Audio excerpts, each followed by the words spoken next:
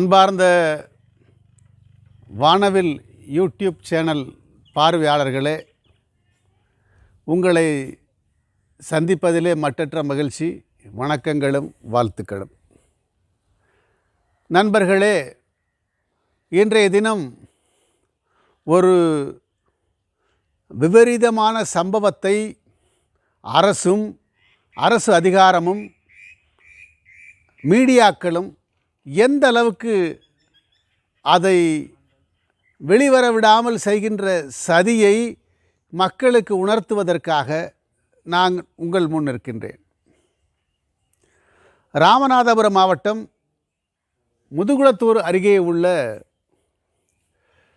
கீழத்தூவல் காவல் நிலையத்துக்குட்பட்ட பகுதியிலே ஒரு நாள் வாகன சோதனை நடந்து கொண்டிருக்கிறது.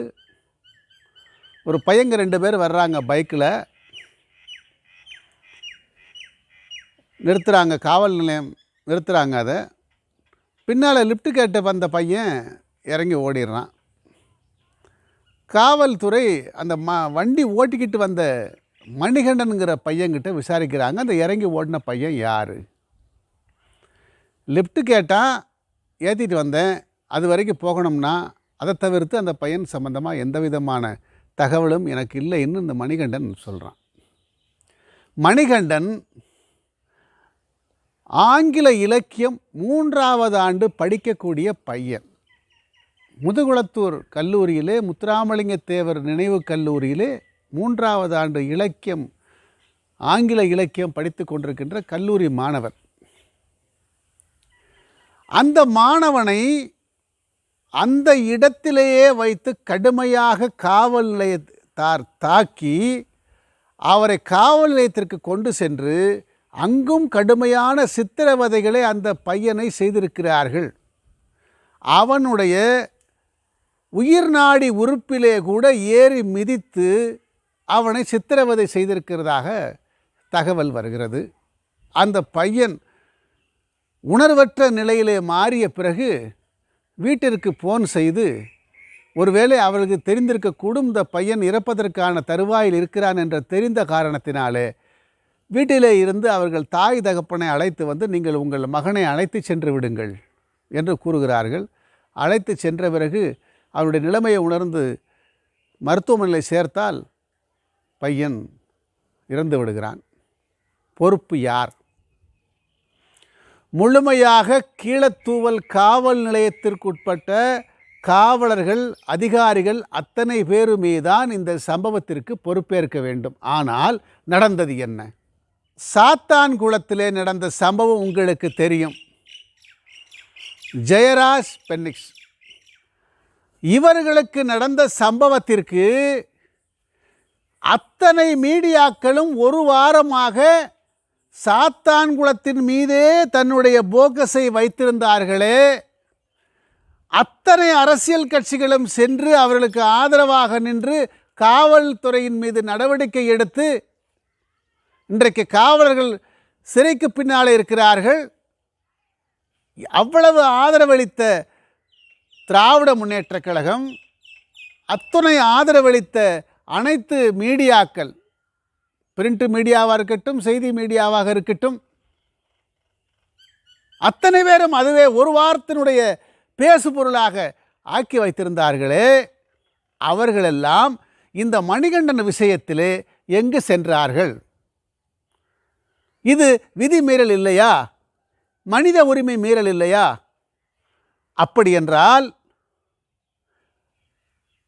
காவல்துறையும் இந்த அரசும் அதிகார வர்க்கமும் அவன் எந்த ஜாதியை சேர்ந்தவன், எந்த மதத்தை சேர்ந்தவன், எந்த பகுதியை சேர்ந்தவன், ஏழையா பணக்காரனா என்கின்ற தன்மையை உணர்ந்துதான் மீடியாக்கள் செயல்படுமா, அரசு செயல்படுமா?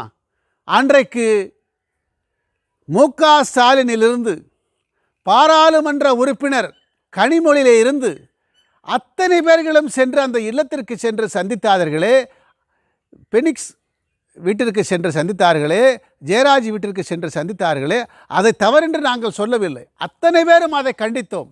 இன்றைக்கு அந்த கண்டனம் தெரிவித்த நபர்கள், அந்த மீடியாக்கள் அரசு அதிகாரம் எங்கே சென்றது? இன்றைக்கு காரணம் என்னவென்றால், நாங்கள் கண்டறிந்த வகையிலே அரசாங்கம் இந்து சமூக மக்கள் என்று சொன்னால் பாரபட்சம் காட்டுகிறது. அது திராவிட முன்னேற்றக் கழகத்தினுடைய இயல்பு. ஆனால் அத்தனை பேரையும் பாதுகாப்பாகத்தான் நீங்கள் அரசு நிர்வாகத்திலே பொறுப்பேற்றிருக்கீர்களே தவிர்த்து இந்துக்களை கொலை செய்வதற்காக அல்ல நண்பர்களே, அல்ல. அவன் மணிகண்டன் என்று பெயர் வைத்தது குற்றமா? நெற்றியிலே திருநீர் அணிந்தது குற்றமா? மறவர் குலத்திலே பிறந்தது குற்றமா?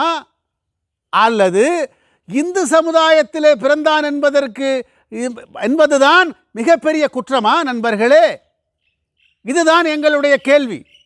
இன்றைக்கு அவர்கள் போஸ்ட்மார்ட்டம் ரிப்போர்ட்டிலே சொல்கிறார்கள், அப்படி ஒன்றும் காவல்துறை தாக்கவில்லை. கல்லூரி மாணவன் யதார்த்தமாக மரணமடைந்து விடுவானா? இது என்ன கேள்வி இது? ஆகவே இதன் வாயிலாக பொதுமக்களை கேட்டுக்கொள்கின்றேன்.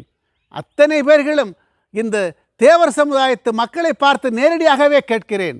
நீங்கள் சமூகம் பார்க்காமல் தர்மத்திற்கு ஆதரவாக நின்றிருப்பீர்களே, ஆனால் இன்றைக்கு திராவிட முன்னேற்ற கழகம் ஆட்சியை அமைத்திருக்காது நண்பர்களே. அதிமுக தேசிய ஜனநாயக கூட்டணிக்கும் திராவிட முன்னேற்ற கழகத்தினுடைய கூட்டணிக்கும் ஒட்டுமொத்தமான வாக்கை எண்ணி பார்த்தால் 2,40,000 பேர் ஓட்டு வித்தியாசத்தில் தான் இவர்கள் ஆட்சியை அமைத்திருக்கிறார்கள். இன்றைக்கு அவர்கள் ஆட்சி அமைத்து விட்டார்களே, நினைவு 146 கோவில்களை இடித்து துவசம் செய்திருக்கிறார்கள். ஆனால் பென்னிக்ஸுக்கு ஒரு நீதி, ஜெயராஜுக்கு ஒரு நீதி என்றால் மணிகண்டனுக்கு இன்னொரு நீதி. இது திராவிட முன்னேற்ற கழகத்தினுடைய சதி என்பேன் நான்.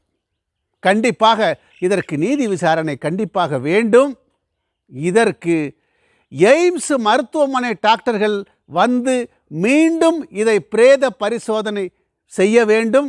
அவர்கள் அறிக்கை தாக்கல் செய்ய வேண்டும். அதன் விளைவாக சிபிஐ விசாரணைக்கு உத்தரவிட வேண்டும் என்கின்ற கோரிக்கையை நான் உங்களுக்கு சொல்லிக்கொள்ள ஆசைப்படுகின்றேன். நண்பர்களே, தொடர்ந்து குறிப்பாக மறவர் சமுதாயம் இதற்காக எந்த விதமான கண்டனமும் தெரிவித்தவில்லை என்கின்ற தகவலை கேட்கின்ற பொழுது எனக்கு நெஞ்சமெல்லாம் பதறுகிறது.